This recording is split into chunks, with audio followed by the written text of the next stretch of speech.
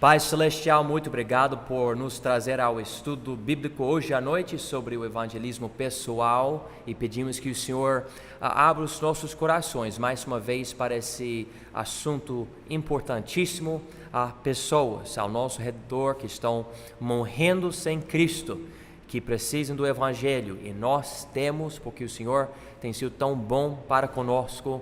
Pai, abençoe então essa aula, me enche com o Teu Espírito Santo e que todo mundo aqui possa ser um ganhador sábio de almas.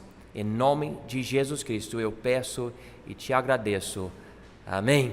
Então, evangelizar, a ideia bíblica é ganhar almas para Jesus Cristo. A pessoa não tinha Jesus, talvez estivesse rejeitando Jesus ou simplesmente não conhecesse Jesus, mas você falou de Jesus, deu seu testemunho de salvação, mostrou uns versículos para a pessoa, explicou como Jesus é o Salvador e essa pessoa recebeu Jesus. E é simples assim, e Deus pode usar qualquer pessoa, Ele pode usar até um descrente. Nós entendemos que Deus é capaz de usar qualquer pessoa.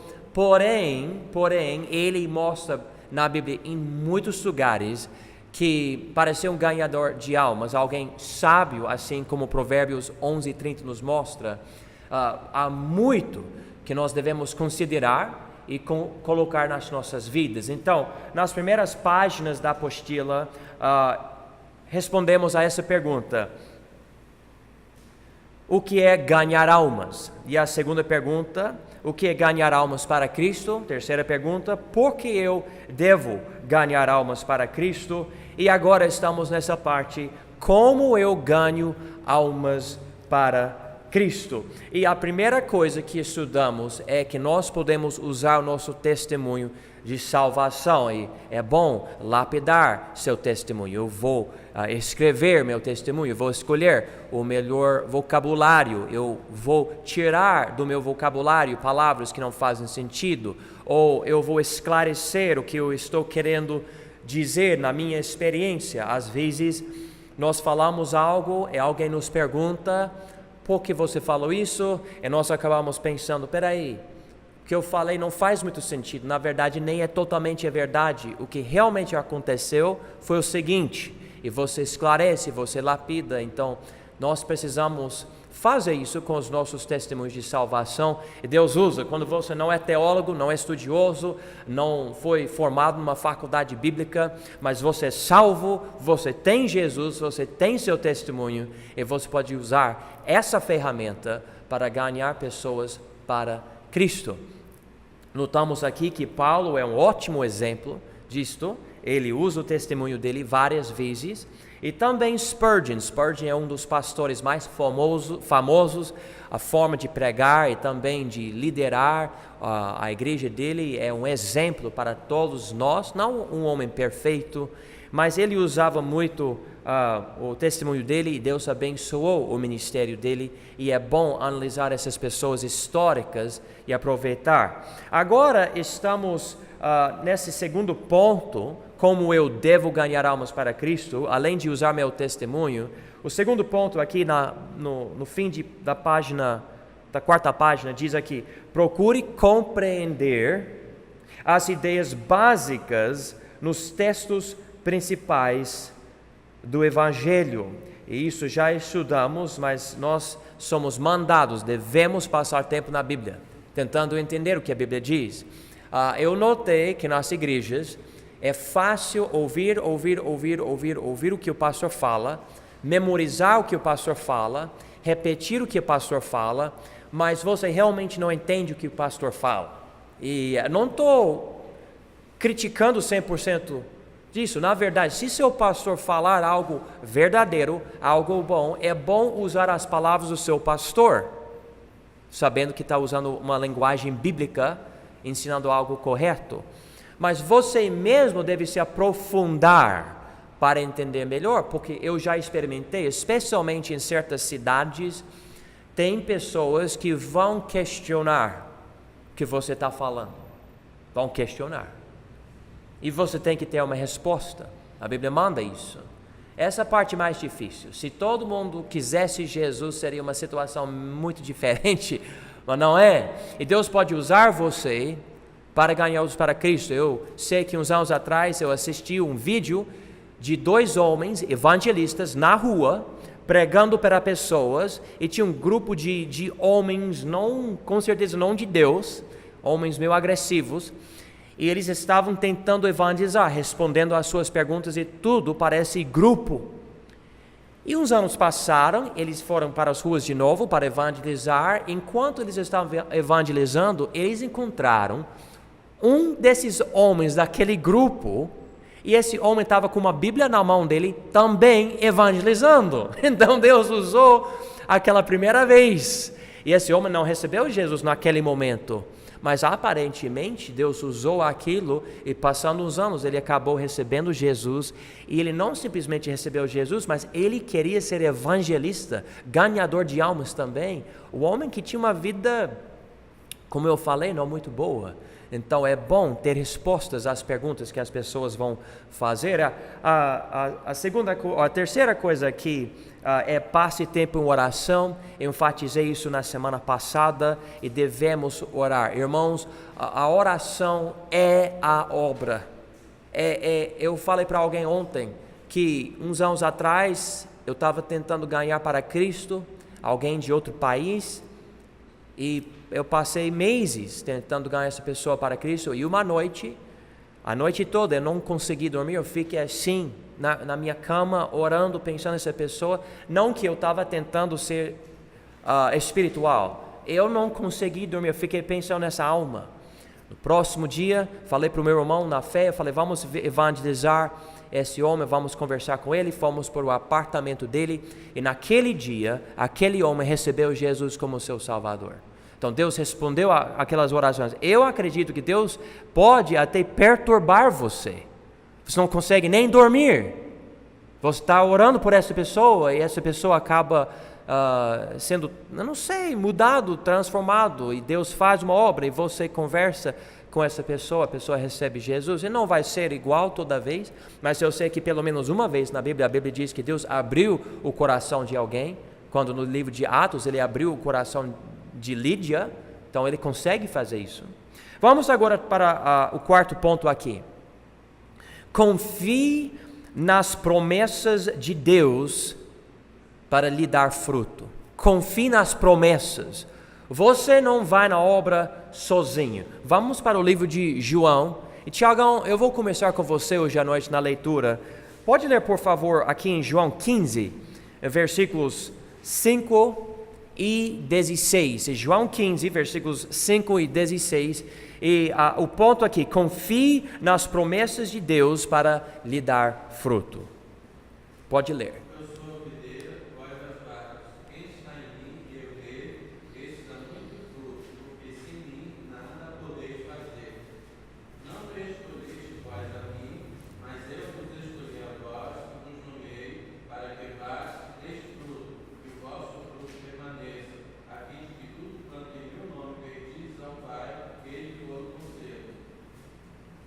Amém. Então, aqui note o que a Bíblia diz no fim de versículo 5. Jesus ensinando os discípulos sobre o ministério e a vida e a obra e o fruto do crente. Ele diz aqui, porque sem mim nada podeis fazer. Nada. Nada é uma palavra grande, ainda que seja nada. Porque eu posso fazer algo, criar algo sem Jesus, e o mundo pode declarar, é algo bom, mas Jesus diz aqui, sem mim nada podeis fazer. Então o que é algo para mim não é nada para Deus. E na questão então do nosso evangelismo, irmãos, precisamos entender que nós vamos para o campo com Jesus precisando, dependendo dele. Quando eu encontrei alguns de vocês, todos vocês na verdade, eu não estava pensando, eu com a minha carisma, a minha personalidade, eu falo inglês, eu sou americano, eu vou ganhar almas para Cristo. Deus já me ensinou, eu pessoalmente não tenho nada que vai salvar a sua alma, nada. É o Espírito Santo que salva almas. Então eu percebi, eu preciso confiar nas promessas de Deus. E Ele me disse aqui que Ele dá muito fruto. No mesmo versículo, note aqui, versículo 5, esse dá muito fruto. Ok, agora versículo 16. Jesus explica até mais. Não me escolhestes vós a mim, mas eu vos escolhi a vós e vos nomeei. Então, Deus escolheu você, Deus tem uma obra para você. Então, é importante cancelar completamente aquela ideia que Deus somente tem obra para o pastor. Aqui é um versículo muito pessoal, você pode colocar o seu nome ali, mas aqui não me escolhestes vós a mim, mas eu vos escolhi a vós e vos nomeei para, note aqui, para que vades e deis fruto. Aqui, às vezes é um debate na passagem sobre o fruto. Qual fruto? Fruto do Espírito? Eu acho que tem a ver. É através do fruto do Espírito na minha vida que eu posso ter o fruto de almas convertidas. Mas ele especificamente diz nesse versículo aqui, vades. Ou seja, você vai para dar esse fruto. Então ele diz aqui, para que vades e deis fruto. Terceira coisa, parte mais bonita aqui, e o vosso fruto permaneça. Jesus operando na sua vida, Ele quer operar de tal forma que você não simplesmente ganhe alguém para Cristo que vai sumir, mas que você vai realmente ter uma influência através do Espírito Santo, a pessoa vai receber Jesus e vai continuar com Jesus. Esse é o alvo, estamos indo para Jesus, pedindo que Ele nos ajude. A passagem continua, a fim de que tudo quanto em meu nome pedirdes ao Pai, Ele vos conceda. E olha, irmãos, aqui Ele está ligando todo esse fruto, todo esse evangelismo pessoal com a oração. A oração. Nós precisamos orar. Por exemplo, pergunta, ninguém precisa levantar a mão, mas quem essa semana você pediu que Deus usasse você para ganhar um outro para Cristo? Amém. Mas olha, não é suficiente simplesmente dizer, eu sei que eu preciso ganhar almas para Cristo. Você deve falar a Deus, me use, por favor. Eu quero ganhar alguém para Cristo, porque eu sei que eu não vou levar para o céu a minha casa, meu carro, a minha roupa, meu dinheiro, mas eu sei que se Deus me usar para ganhar alguém para Cristo, essa pessoa passará a eternidade comigo no céu. Então nós precisamos entender isso. Todo fruto então vem de Deus. Jesus promete grandes promessas. João 14, William, pode ler por favor, João 14, versículos 12 a 14, e note aqui essas promessas, essas grandes promessas. João 14, versículos 12 a 14.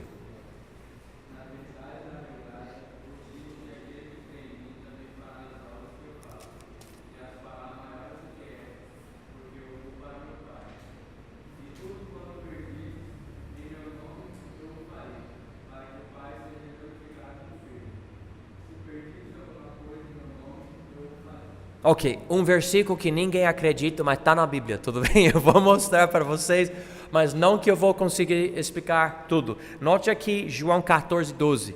Diz aqui, na verdade, vos digo que aquele que crê em mim, também fará as obras que eu faço, e as fará maiores do que estas, porque eu vou para meu Pai. Você acredita nisso? Que promessa! Meu entendimento é o seguinte, quando Jesus voltou para o céu, ele deixou 120 discípulos no cenáculo. Não é um grupo muito grande. Logo depois veio o Espírito Santo. O Espírito Santo encheu todos os discípulos, 120, quantas pessoas receberam Jesus no dia de Pentecostes? Alguém me diga. Alguém sabe? 3.000 pessoas. E poucos dias depois, mais 5.000 pessoas. A diferença, nos dias de Jesus Cristo, Jesus tinha o Espírito Santo e onde Ele estava, manifestava-se a presença de Deus. Amém. Hoje é pouco diferente, talvez muito diferente. Toda pessoa que recebe Jesus, recebe instantaneamente, Efésios 1, o Espírito Santo. Então, a presença de Deus, se você é salvo, você tem. O Deus que partiu o Mar Vermelho, o Deus que fez os milagres na vida de Jesus, que Jesus é Deus, mas Ele operava pelo Espírito Santo, a Bíblia enfatiza isso. Você tem o mesmo Espírito Santo. Então, eu morava em outro país, eu cheguei aqui, eu ensino a Bíblia, eu trouxe a presença de Deus comigo. Você chegou aqui hoje à noite nesse estudo bíblico com o Espírito Santo, se você é salvo. Então, a igreja pode espalhar e alcançar mais pessoas ainda, porque nós levamos, cada irmão leva a presença de Deus consigo. Você leva o Espírito de Deus para a sua casa, para seu lugar de trabalho, qualquer lugar. Você tem Ele. Então, Jesus fazia uma obra em Jerusalém, né? Em Israel. Hoje, todo país tem igreja. Até os países fechados que perseguem, tem o quê? Igrejas. Então nós temos essas promessas e precisamos confiar nelas. E aqui ele enfatiza em versículo 14, se pedirdes alguma coisa em meu nome, eu farei. Então, novamente, é oração. Vamos ver aqui Efésios 3:20. Juliano, você pode ler, por favor? Efésios 3:20. Efésios 3:20. Ora, aquele que é poderoso para fazer tudo muito mais abundantemente, além daquilo que pedimos ou pensamos, segundo o poder que em nós opera. Ok, ele diz aqui algo que eu vou destacar aqui no fim do versículo, depois eu vou para a frente. Diz aqui, para o início do versículo, diz aqui, segundo o poder que em nós opera. Então, há um poder que opera em nós. Muitas vezes nós não aproveitamos e por causa disso, infelizmente, há muitas igrejas muitíssimo fracas. Não fazem basicamente nada. Irmãos, casamentos, famílias de crentes e tem esse poder neles, mas você não nota esse poder, mas existe. É como, por exemplo, ter uma tomada que você não usa, tem energia, mas você não aproveita.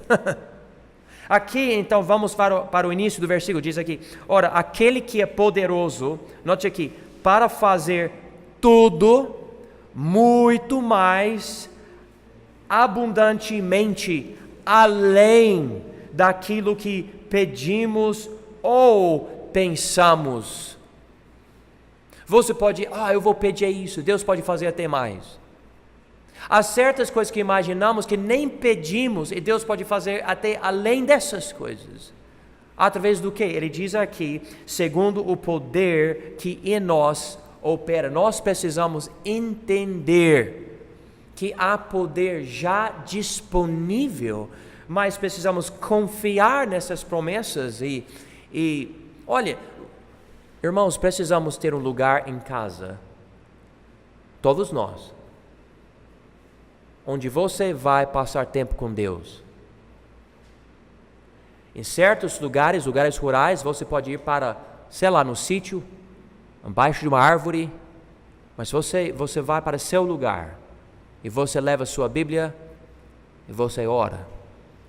E você tem que procurar esse poder em Deus, porque Ele já prometeu que você tem.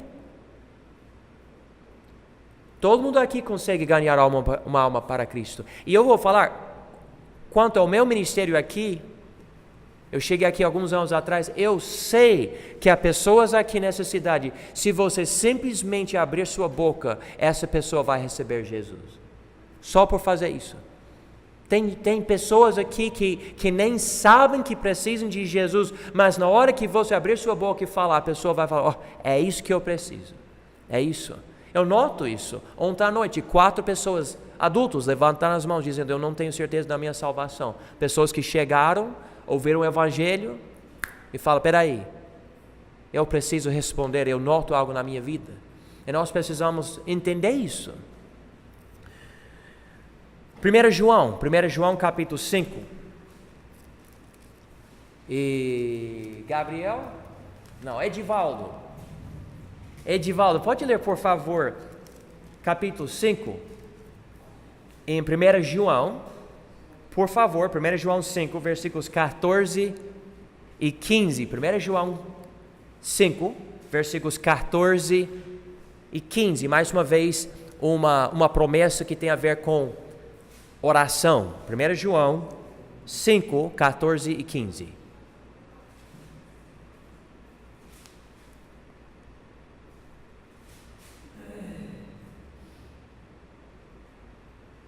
E esta é a confiança que temos nele. E se pedirmos alguma coisa segundo a sua vontade, ele nos ouve. E se sabemos que ele nos ouve, em tudo o que pedimos, sabemos que alcançamos petições que lhes fizemos. Amém, amém. Então aqui, podemos marcar essas palavras em versículo 14. Segundo a sua vontade. Segundo a sua vontade.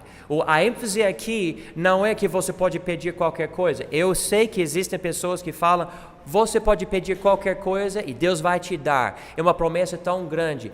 Mas essa promessa é maior ainda, porque a vontade de Deus é muito maior do que a nossa. Então você pede segundo a vontade dele, e ele fala aqui que ele vai nos ouvir, em versículo 15, e se sabemos que ele nos ouve em tudo o que pedimos, sabemos que alcançamos as petições que lhe fizemos. Então, ele já está querendo nos dar o que pedimos, mas precisamos pedir de acordo com a vontade dele. Ele já está pronto. Eu vejo a nossa igreja e o tamanho. Eu acredito, se todo irmão, membro da nossa igreja, simplesmente acreditar nesses versículos, o número de pessoas que vão receber Jesus e vão ser acrescentados à membresia da nossa igreja vai triplicar, vai multiplicar rapidinho, só por acreditar nessas promessas e fazer a sua parte. Imagina uma igreja crescendo e mais pessoas servindo a Deus, como a influência, a cidade inteira vai ser influenciada. Pessoas, eu sei de histórias no passado, de movimentos de Deus através de irmãos, e todo lugar do mundão, tipo bares e tudo, fecharam, porque os funcionários de todos, eles receberam Jesus. Todo bar pode fechar, mas alguém precisa confiar, nós precisamos confiar, Deus pode fazer algo. E começa com você tentando ganhar uma pessoa para Cristo. Simplesmente uma pessoa. Você vai fazer a sua parte. Bom, então eu vou ganhar minha mãe. Eu vou ganhar meu vizinho para Cristo. Ou pelo menos você pode falar assim, eu vou tentar. Eu vou depender do poder de Deus, eu vou tentar. Vou tentar. Uma pessoa, escolhe uma pessoa hoje e decide, esse ano, eu vou tentar ganhar essa pessoa para Cristo. Ativamente, não passivamente, ativamente, eu vou atrás dessa pessoa. Eu vou orar por essa pessoa, eu vou amar essa pessoa, vou manifestar o fruto do Espírito para essa pessoa, vou falar de Jesus para essa pessoa, eu vou fazer a minha parte. Imagina o que Deus pode fazer se todo crente simplesmente fizer isso. Vamos continuar aqui, 2 Timóteo capítulo 1, e Freitas, por favor. Medo não vem de Deus. 2 Timóteo capítulo 1, versículo 7. 2 Timóteo, capítulo 1, versículo 7. Porque Deus não nos deu o espírito de temor, mas de fortaleza, de amor e moderação. Ok, irmãos, podemos confessar. Quem tem medo? Levanta a sua mão, tem medo. Ok. Mas a Bíblia diz aqui, Deus não nos deu o espírito de temor. Né? Então, de onde veio esse temor? Não veio de Deus. A Bíblia diz aqui, mas de fortaleza e de amor e de moderação. Uma dica, você pode encontrar isso em 1 João. Se você verdadeiramente amar, aquele medo, aquele temor vai sumir. Vai. O amor é capaz de completamente eliminar esse temor, esse medo, esse pavor, completamente. O amor. Leia 1 João, você vai notar isso.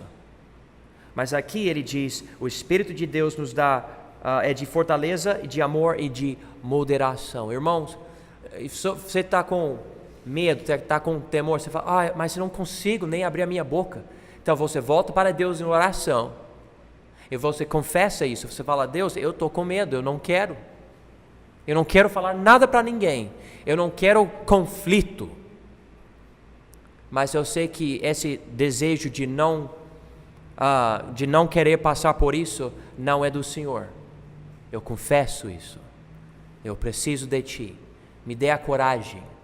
A Bíblia diz em Hebreus 4, vou ler rapidinho para os irmãos, aqui em Hebreus 4, versículo 16, cheguemos, pois, com confiança ao trono da graça, para que possamos alcançar misericórdia e achar graça, a fim de sermos ajudados, e note aqui, em tempo oportuno.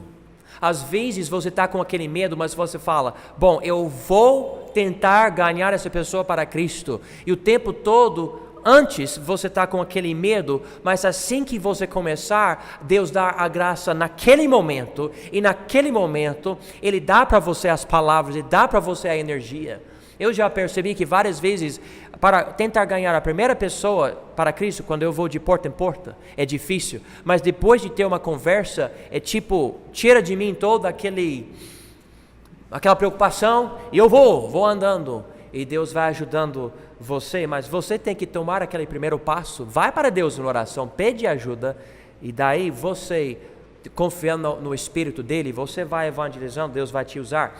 Próximo ponto aqui, número 5, busque a Deus e não caia no pecado para ter poder no seu evangelismo. Aqui a ideia é que Satanás vai trazer uma tentação para você, antes de você fazer a obra de Deus, e se você cair, traz tanta culpa, tanta emoção, convicção, e você perde todo aquele ânimo e poder mesmo. Você não quer falar de Jesus, você sabe o que você acabou de fazer, então você acaba não fazendo nada. Paulo, você está com sua Bíblia aí? Pode ler, por favor, então, Paulo, aqui, Lucas 3, 22, 4, 1 e 4, 14. Tudo bem? Então, Lucas 3, 22 e depois capítulo 4, versículos 1 e 14.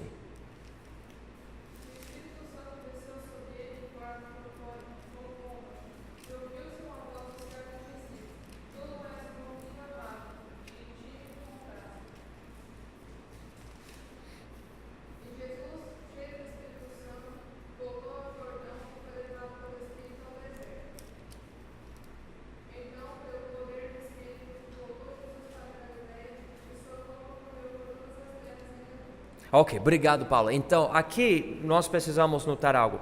Jesus é Deus, não precisa receber o Espírito como nós precisamos receber. Porém, vemos uma imagem aqui. No momento que Jesus foi batizado, aqui em Lucas 3, 22, o Espírito Santo desceu sobre ele, mostrando aquele momento. Ele foi batizado. Nós entendemos que a salvação não é o batismo, mas o primeiro passo da vida cristã é ser batizado. Ele sendo completamente obediente, mostrando a salvação, não recebendo a salvação, foi batizado, Espírito Santo veio nele. Você chega aqui imediatamente, capítulo 4, versículo 1, cheio do Espírito Santo, ou seja, controlado pelo Espírito Santo. Ele voltou do Jordão e foi levado pelo Espírito ao deserto. No deserto, Jesus foi tentado por 40 dias e noites. Ele fazia jejum e ele não deu espaço nenhum para o diabo, que ficava tentando ele, e no finzinho ele usa o livro de Deuteronômio para batalhar contra Satanás. Irmãos, se você quiser vencer o diabo biblicamente, não é por brigar com ele, como acontece muitas vezes, não é por orar, mas é por usar a palavra de Deus. Você usa a Bíblia contra os ataques de Satanás. Até Jesus, o Filho de Deus, usou a Bíblia contra as tentações. E nós precisamos fazer a mesma coisa. E aqui ele está usando a palavra de Deus contra essas tentações, e ele teve vitória grande contra essas tentações. E note que a Bíblia diz aqui em versículo 14 de Lucas 4, então, pelo poder do Espírito, voltou Jesus para a Galileia, e a sua fama correu por todas as terras em derredor. Irmãos, eu já notei na minha vida, se eu deixar o pecado na minha vida, tira de mim aquele ânimo, aquele poder, aquela influência. Eu acredito que a Bíblia claramente ensina, o Espírito Santo não é um poder, o Espírito Santo é Deus. E se você entristecer Deus, não vai afetar Ele, não que Ele vai enfraquecer, mas seu relacionamento com Ele, você está causando problemas. E nós precisamos voltar para Ele, confessar o nosso pecado, nos reconciliar com Ele para ter comunhão novamente, para que Ele nos use de uma forma poderosa. E irmãos, eu acredito que muitas vezes temos irmãos na igreja que não são usados porque não querem se arrepender de um pecadinho aqui ou pecadinho ali. Não são pecadinhos, mas eu uso essa palavra porque nós guardamos como se não fosse nada muito sério. Mas é aquela coisa na sua consciência que atrapalha. Mas se você andasse em retidão, você teria tanto poder para com Deus. Ele dizendo, eu vou honrar você. Leia o Velho Testamento, você nota como Deus abençoava certas pessoas. Compara, por exemplo, Saul e Davi. Saul não estava obedecendo, Davi obedecia. E o que aconteceu? Deus saiu, a presença, o poder, saiu de Saul e foi para Davi. Nós precisamos entender isso. Dependia da obediência do servo de Cristo. Nós precisamos entender isto. Vamos notar aqui Efésios 5:18 e Colossenses 3:16, que vai ser a Julie, Efésios 5:18, e depois a Cidinha, Colossenses 3:16. Essas passagens são paralelas. Você usa uma passagem, você vai notar que uma passagem é muito parecida com a outra. Eu não sei, mas eu acho que Paulo estava pensando, ele escreveu as duas cartas, ele escreveu uma coisa, e escreveu basicamente a mesma coisa na outra carta, porém, a linguagem é muito interessante aqui. Então, a Julie vai ler Efésios 5:18 e depois Cidinha, Colossenses 3:16.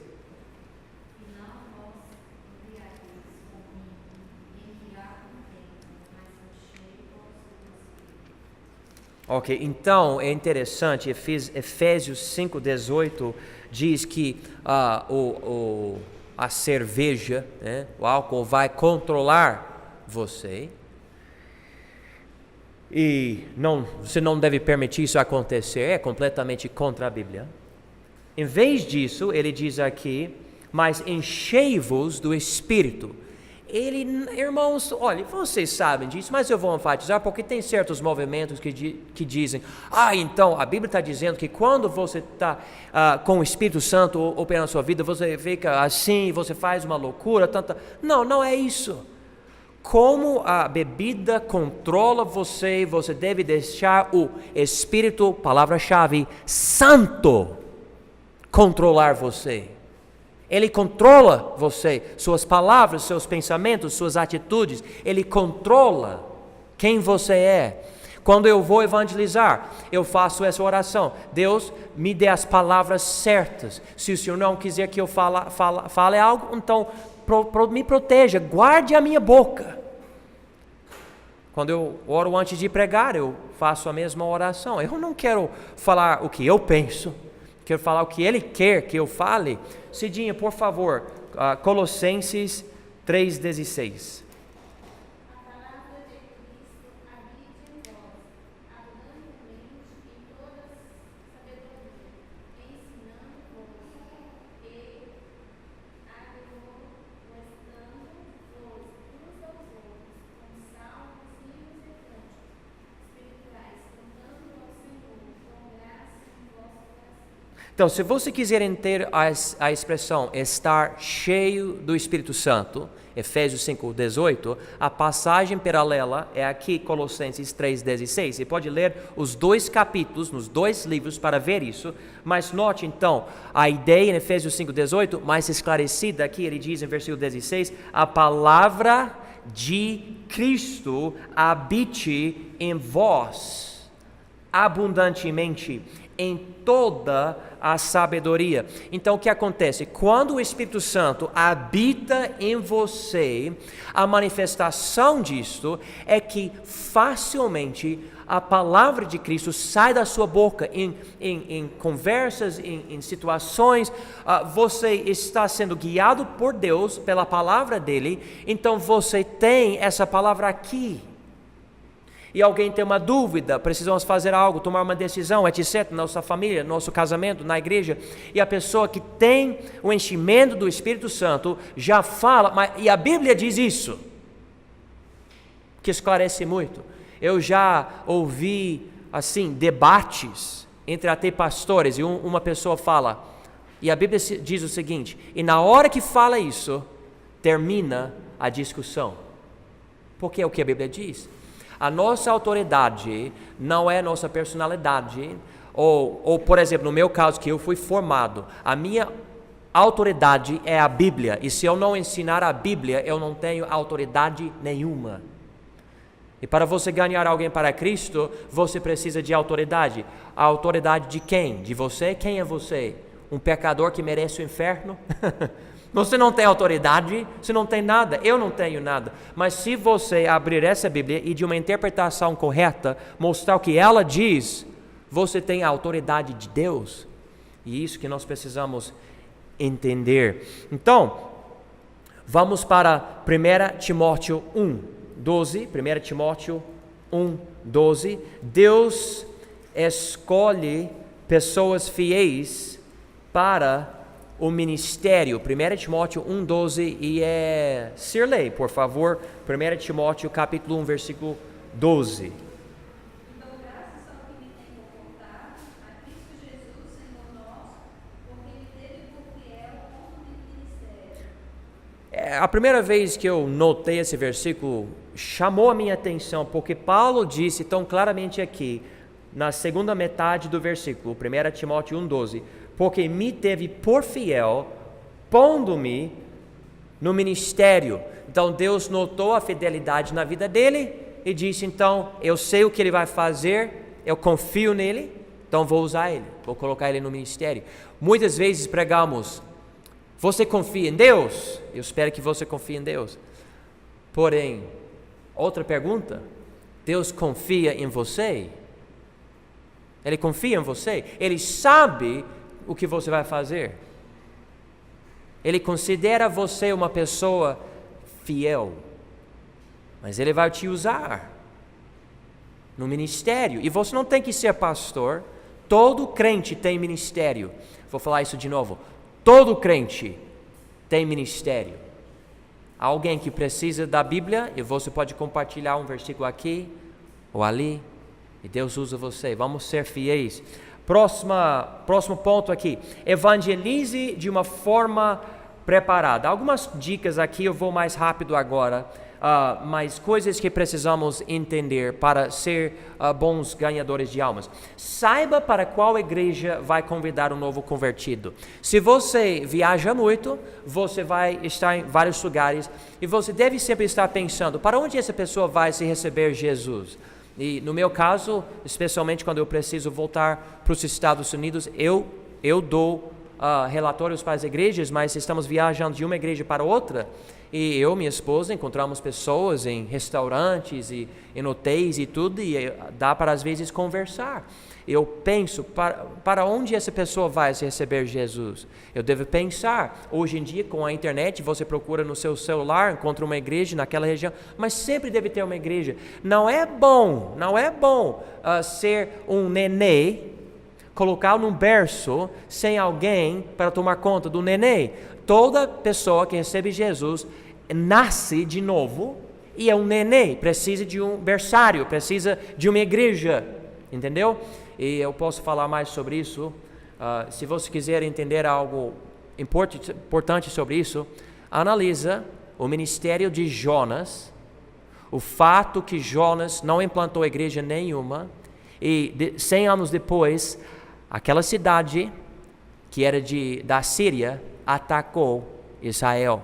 100 anos depois, uma cidade que experimentou avivamento, do rei até basicamente os animais, se você ler a passagem, interessante.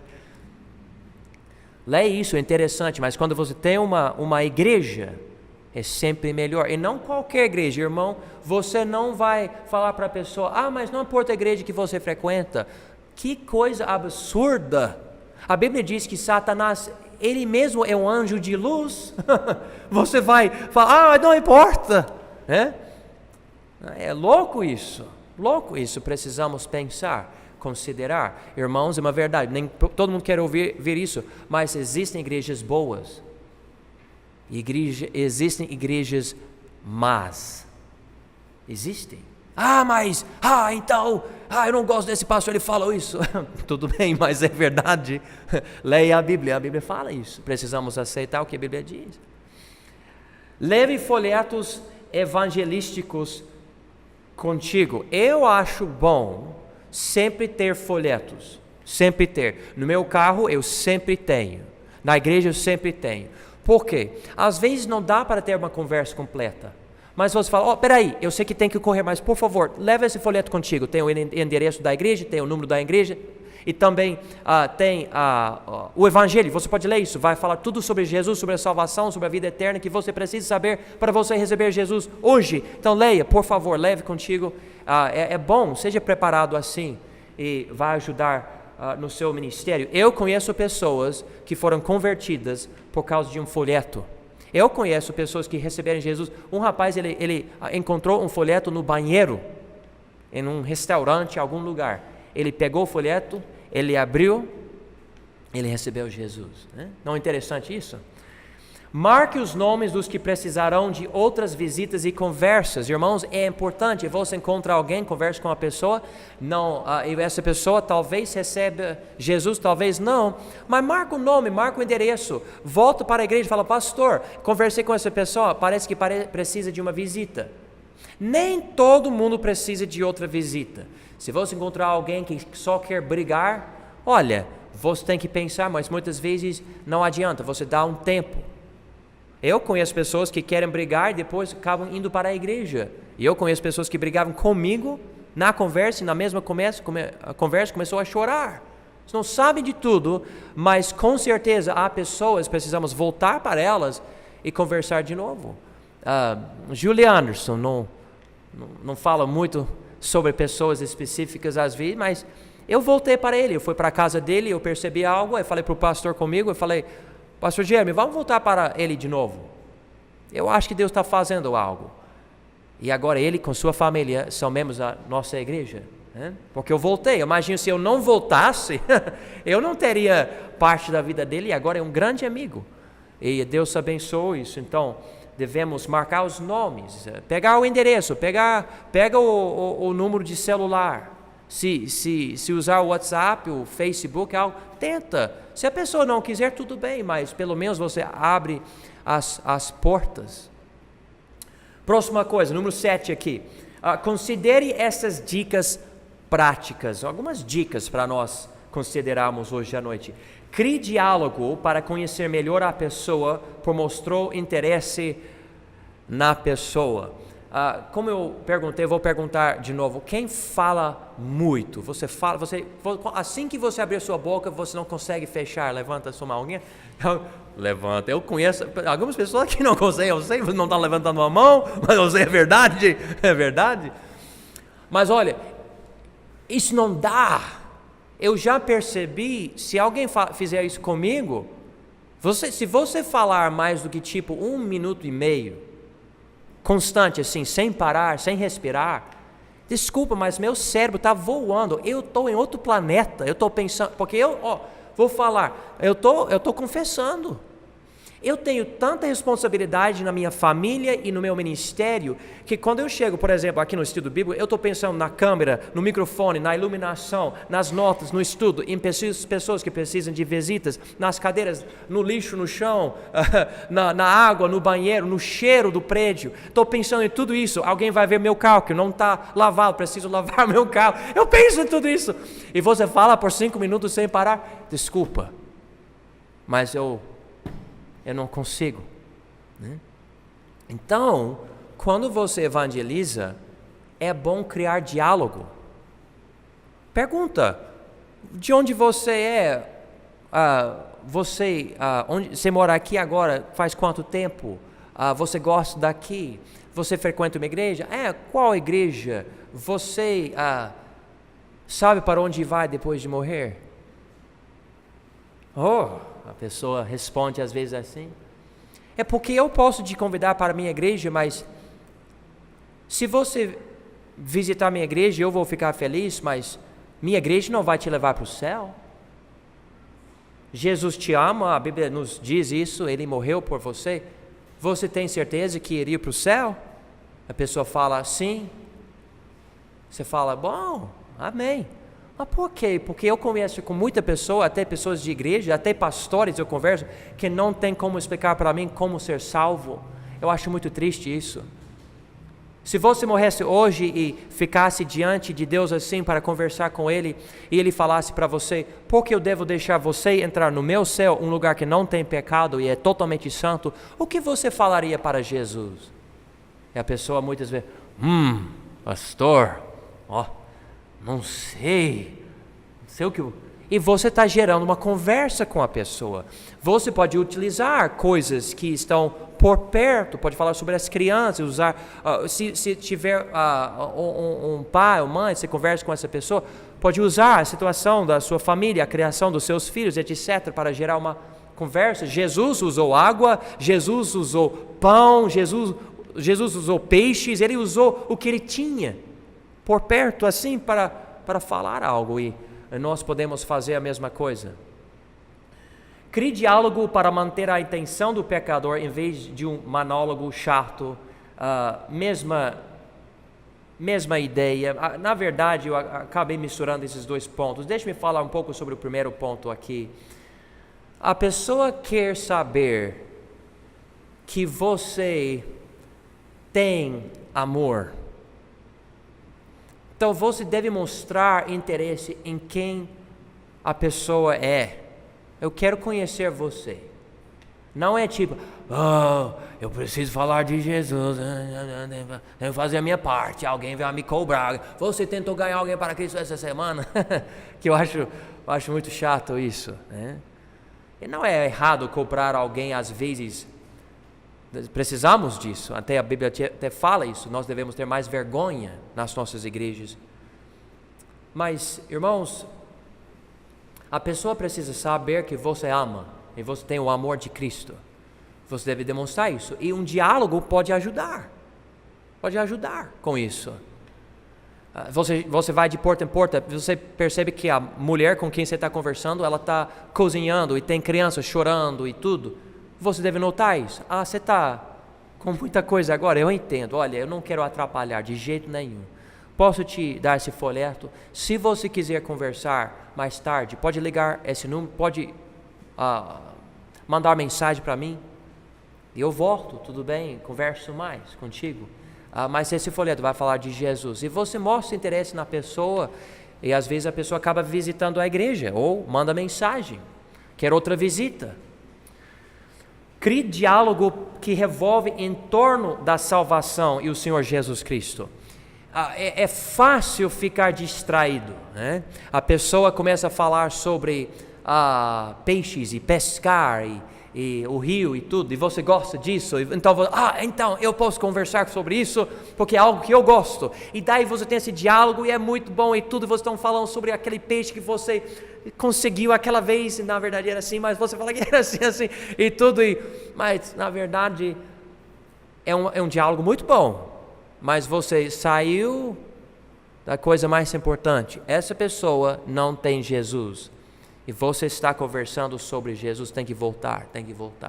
Então você pode usar a conversa para voltar. Às vezes a pessoa faz uma pergunta e você, preciso responder. Às vezes você pode falar o seguinte: é uma pergunta muito interessante. Se eu puder, eu vou falar o que eu preciso falar e no fim eu vou responder a tua pergunta, tudo bem? E daí você não está negando aquela pergunta, você vai responder, mas no momento você não vai. Muitas vezes a pessoa depois não quer uma resposta, você já respondeu e não quer saber, né? Mas Satanás vai usar cachorros, nenês, perguntas para distrair, para tirar o foco. Mantenha uma expressão agradável. Irmãos, eu sei que eu tenho um problema com isso, eu tento mudar. Quando eu cantava no coral na minha igreja nos Estados Unidos, eu buscava crianças e levava para a igreja de um ônibus, e as crianças na congregação me assistindo cantar no coral falavam: irmão, parece que o senhor está com raiva quando canta no coral. Eu falei: mas não estou com raiva, eu estou tentando me esforçar para cantar bem e tudo. Eu não percebi, mas eu tentei mudar. E quando eu converso, eu tento ter um sorriso. Eu noto que o meu pastor, quando ele fala algo, ele pode falar até algo duro, mas ele tem aquele rosto agradável. E nós devemos tentar manter isso. Às vezes eu olho para as pessoas na rua, andando, dirigindo.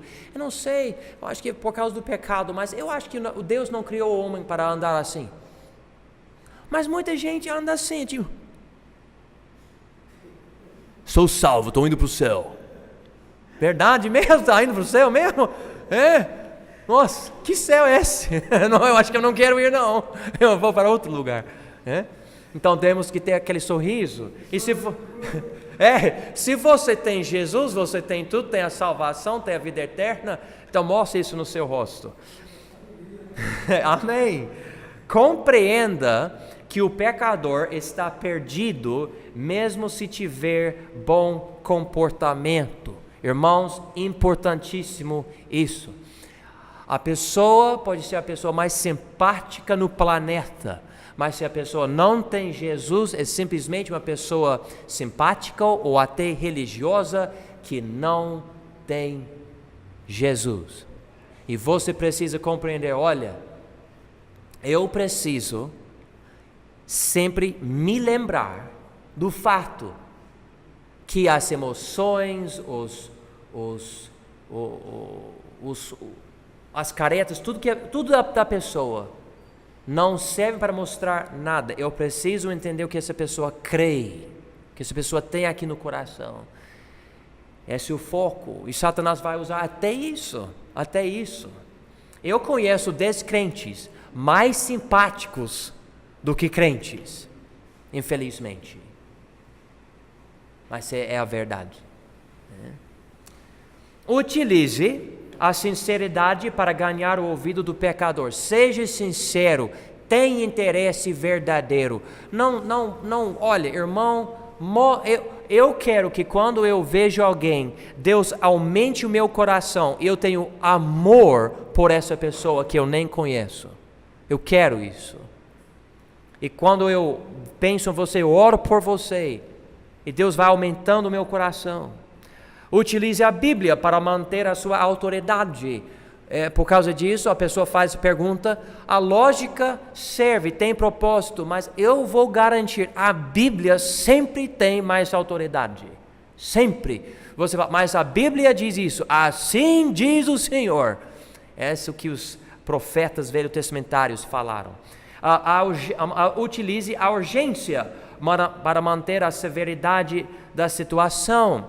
Você pode rir, pode até brincar, mas você tem que sempre manter aquela urgência, porque você não sabe quando essa pessoa vai morrer, e você não sabe quando Jesus vai voltar. Então você fala, amigo, se você morrer hoje sem Cristo, não há segunda chance, e não há.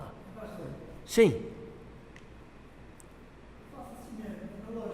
Para a gente ser um cristão dinâmico mesmo, ter essa alegria, essa paz, isso é coisa que esse amor a gente adquirido no amor de Deus.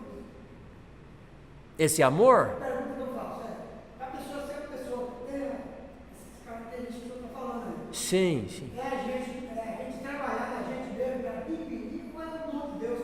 Tem pessoas que a gente negada, a gente chega aqui, abraçar, ficar junto, direto, sei lá. Sim.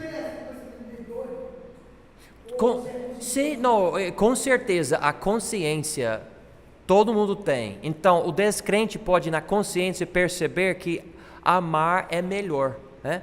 Porém, nós sabemos que em Gálatas tem as partes que dizem que nós devemos mortificar a carne, que é nosso esforço, e também manifestar o fruto do Espírito, que é de Deus. Então, eu vou me mortificar para que Ele possa se manifestar em mim. Então, essa é aquela luta entre a carne e o Espírito. Então, tem uma parte que é minha, eu preciso ter menos de mim, eu preciso diminuir, e Ele precisa aumentar, Ele precisa ser mais na minha vida. Mas, claro, existe uma consciência que até o descrente tem, que percebe, olha, é melhor não maltratar, é melhor ser amigável. O mundo usa isso na área de negócios, né? Nós entendemos isso. Mas, com certeza, o fruto do Espírito, o verdadeiro fruto do Espírito, é um dom, é especial, é divino, e algo que o mundo não consegue repetir, porque o mundo consegue manifestar essa simpatia, etc., quando está tudo legal. Mas quando vier problema, é o crente que manifesta uma paz que passa o nosso entendimento, que mostra o amor, ama o inimigo, como Jesus enfatiza. E é isso, né? Então, se nós não tivermos algumas características dessa parte aí, nós podemos nem evangelizar. Como é que vai chegar com o pregador? Vai chegar com um pedaço de pau? sim. Pô, você realiza agora, lá no Implicano, Não dá certo. produzir frutos, buscar Deus para produzir, trabalhar nisso aí. Sim. Eu não sei se porque a natureza humana ela é cheia, eu já vi, nada me decepciona, porque a natureza humana eu sei que tem hora que não está boa. Tem dia que eu conheço que eu quero pregar para o preto inteiro. Sim. Tem dia que eu vou cuidar dos meus apartamentos. Está entendendo? Eu não sei. Não, mas eu pensando no que o senhor está falando, e uma coisa que eu já percebi é que nós ainda somos carne. Quem pode admitir isso? Você é carne. E você pode pensar, eu vou evangelizar, vou ganhar essa pessoa para Cristo, eu quero que essa pessoa vá para o céu. E a pessoa quer brigar. E você, em vez de mostrar amor, você começa a brigar. E eu me lembro de uma vez, um cara que ele ia brigar, e o irmão que estava comigo evangelizando, ele não usou palavrão, mas ele estava com raiva, porque o descrente queria brigar. Eu pensei, eu acho que nós vamos ganhar essa pessoa para Cristo hoje, acho que não vai dar não. Tem que se controlar. Aqui no Ouro Preto é muito diferente, não tem muita pessoa que quer brigar, mas eu já morei em outros lugares onde, irmãos, é difícil, a pessoa quer brigar mesmo, E você tem que se controlar. Fala, essa pessoa quer brigar porque tem o filho dele ou dela é o diabo, não tem Cristo, não tem o Espírito Santo, não tem a Bíblia guardada no coração, não tem nada disso. Mas eu tenho Jesus. E eu sei que o amor de Cristo pode quebrantar o coração. Eu falo isso não só porque a Bíblia fala isso, mas porque eu pessoalmente já vi pessoas que queriam brigar, mas o amor de Deus transformou a situação inteira. Eu noto que até pastores que ficam o tempo todo, que não falam sobre o amor de Cristo e a graça de Deus, e sobre que o povo acaba não crescendo, porque é tão duro. A Bíblia até ensina que a lei provoca o nosso pecado, mas é a bondade de Deus que nos leva a nos arrepender. Então nós precisamos manifestar a bondade de Deus, quem Ele é completamente, porque a lei em si, leia Romanos capítulos 1 a 7, e vocês vão ver essa realidade bíblica. Vamos continuar, tenho poucos minutos aqui. Compreenda que o alvo não é uma oração, mas a salvação do pecador. Grande erro hoje em dia é, se essa pessoa fizer a oração para ser salvo, a pessoa vai ser salva. Como em muitas igrejas nem é oração, se a pessoa for para frente, se a pessoa levantar a mão, recebeu Jesus. Não! Não! Se a pessoa não confiar em Cristo como o seu Salvador, essa pessoa não é salva. Nós precisamos, então o alvo é a salvação, não é uma oração. A pessoa pode pedir a salvação por uma oração, a pessoa pode falar, Jesus, eu sei que eu sou um pecador, digno de morte, devo ir ao inferno, mas eu acredito que Jesus morreu por mim, ressuscitou, e hoje eu peço que o Senhor seja meu Salvador. Por favor, me salve. Amém. O que você acha que Jesus vai fazer com essa oração? Ignorar? Não. Ele vai ouvir, porque a Bíblia diz, todo aquele que invocar o nome do Senhor será salvo. Romanos 10, 13. Então, Ele vai salvar essa pessoa, mas o alvo não é a oração, o alvo é a salvação da pessoa. Lembre-se de que as armas desta guerra são amor, compaixão e sinceridade. Vamos para 2 Coríntios, e eu acho que é Celina agora. 2 Coríntios, por favor, capítulo 10, versículos 4 a 6. 2 Coríntios 10, versículos 4 a 6.